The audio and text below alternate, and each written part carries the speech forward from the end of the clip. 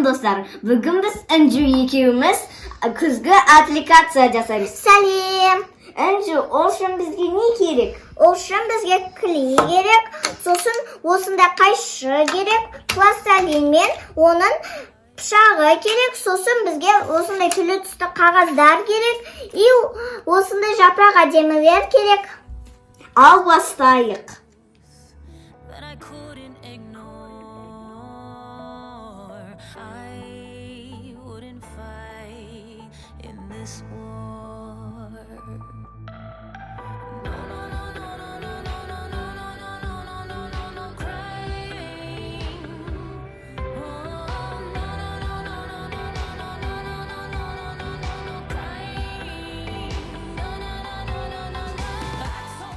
Ал болды, біздің аппликациямыз дайын. Тез әрі жылдам.